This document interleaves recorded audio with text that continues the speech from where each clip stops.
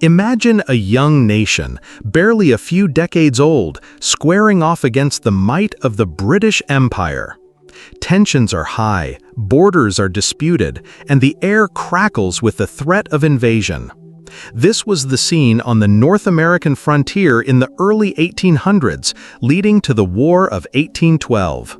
Today, we're diving into one of the most pivotal and tragic early engagements of that conflict, the Battle of Queenston Heights. A battle where a legendary general made his last stand, and where the resolve of a fledgling Canadian identity was truly tested. The year is 1812. The United States has declared war on Great Britain, citing impressment of American sailors, trade restrictions, and British support for Native American resistance. The vast, often sparsely populated land of Upper Canada, what would eventually become Ontario, was a prime target for American invasion. The Niagara Peninsula, with the mighty Niagara River separating the two nations, became a critical flashpoint. On the American side, Major General Stephen Van Rensselaer, a prominent New York politician but with limited military experience, commanded a force of eager but often undisciplined militia and a small contingent of regulars. His objective: seize control of Upper Canada. Opposing him was Major General Sir Isaac Brock, the British administrator of Upper Canada. A brilliant and charismatic military leader, Brock understood the psychological importance of holding the line. Despite being heavily outnumbered, he had the loyalty of his small force of British regulars, Canadian militia, and crucial alliances with various First Nations warriors. The stage was set for a confrontation that would define the early days of the war. Early on the morning of October 13, 1812, under the cloak of darkness and a thick fog, Van Rensselaer launched his invasion.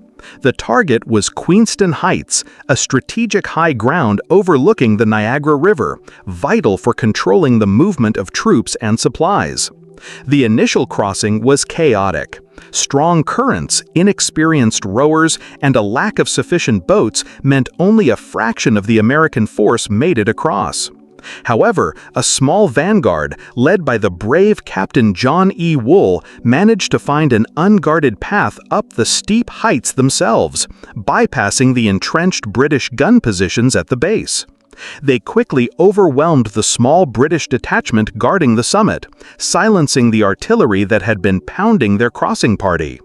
By dawn, American forces had secured the strategic high ground.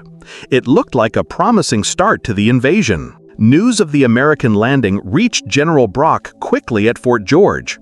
He immediately galloped towards Queenston, understanding the immense strategic value of the heights. Upon arrival, seeing the American flag flying over the redoubt, he knew he had to act swiftly.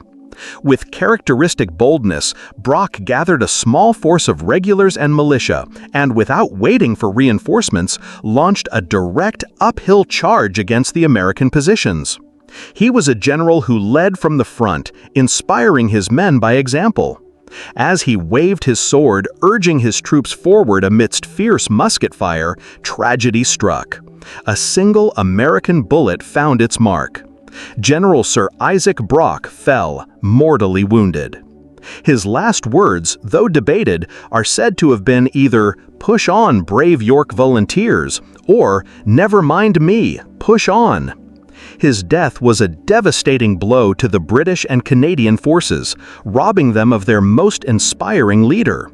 But paradoxically, it also galvanized them, turning a military setback into a rallying cry for vengeance and defiance. With Brock gone, command fell to Major General Roger Hale Sheaffe. While lacking Brock's charisma, Sheaffe was a competent and methodical officer.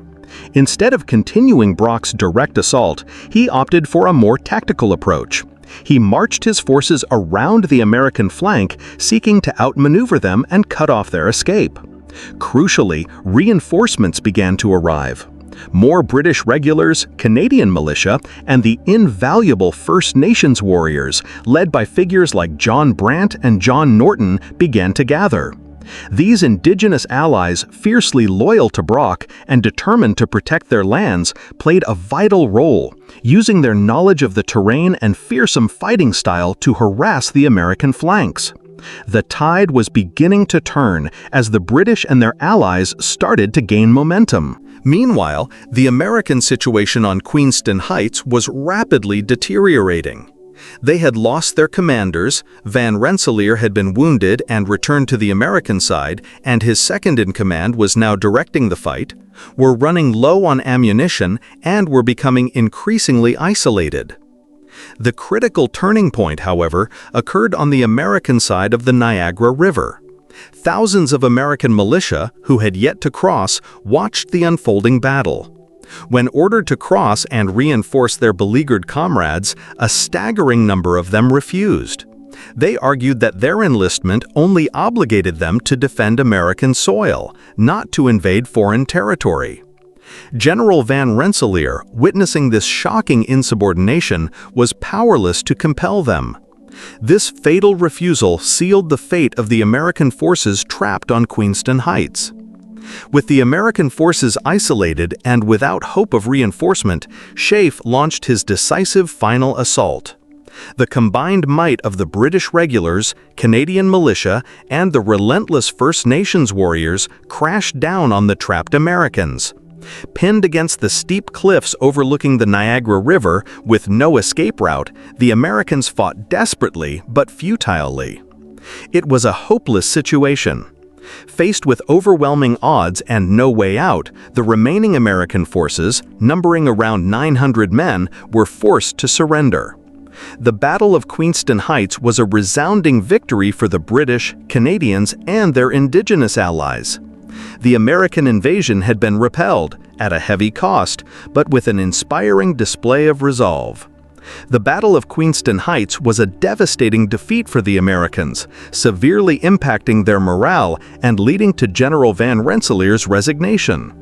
For the British, Canadians, and First Nations, it was a hard-won victory that came at the cost of their most inspiring leader, Isaac Brock. Yet, Brock's sacrifice and the collective effort at Queenston Heights forged a powerful symbol. It became a defining moment in Canadian history, fostering a sense of national identity and proving that they could stand united against a larger foe. Today, Queenston Heights stands as a testament to the bravery on both sides and a reminder of a pivotal battle that helped shape the future of North America. What do you think was the most crucial factor in the British victory? Let us know in the comments below. Don't forget to like this video and subscribe for more historical deep dives.